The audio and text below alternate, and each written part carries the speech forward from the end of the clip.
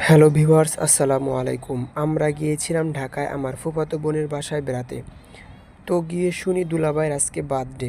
তাই সবাই মিলে দুলাভাইকে ধরলাম যে আমাদেরকে ট্রিট দিতে হবে।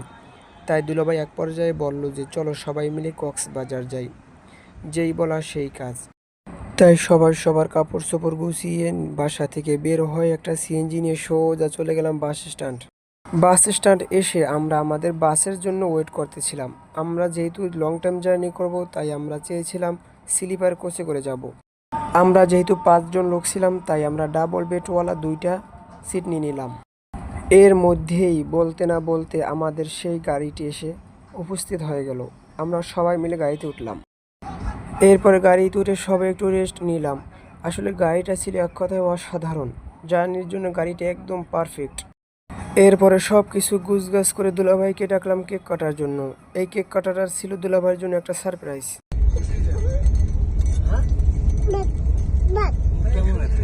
কেক কাটা শেষ করে রাতের খাবার খেয়ে ঘুমিয়ে পড়লাম। ঘুম থেকে উঠে দেখি একদম সকাল হয়ে গিয়েছে।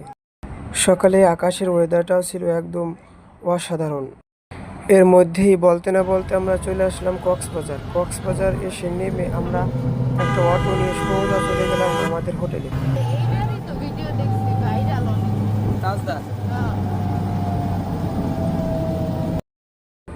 আমাদের রুম নেয়ার আগে আপু দুলাভাইকে বলছিল যে আমাদেরকে এমন একটি রুম নিতে হবে যেখান থেকে আমরা সমুদ্র থেকে আসা সেই শীতল বাতাসের ফিলটা আমরা সরাসরি নিতে পারি।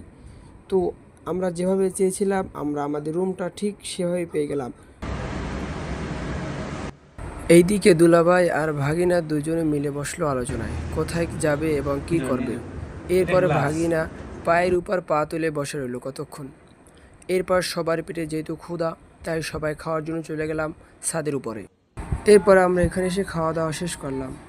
এই দিকে দেখি যে দেওয়ালে যে পেন্টিংগুলো আছে সেগুলো ছিল অসাধারণ। আবার দেখি আমাদের ছাদ থেকে সরাসরি সমুদ্রের সেই যে পানি যে আওয়াজটা যেন কানে ভেসে আসছে। খাওয়া দাওয়া শেষ করে সবাই বিচের উদ্দেশ্যে রওনা দিলাম। লিফটে করে নিচে নামলাম। সেখান থেকে আমরা সরাসরি বিচে চলে গেলাম।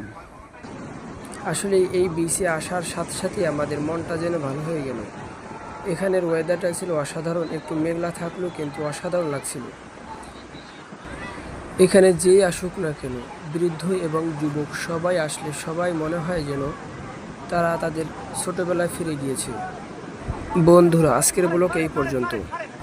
আগামী ব্লগে থাকছে আমরা কক্সবাজারে কোথায় কোথায় গিয়েছিলাম এবং কি কি দেখেছি সব কিছু নিয়ে।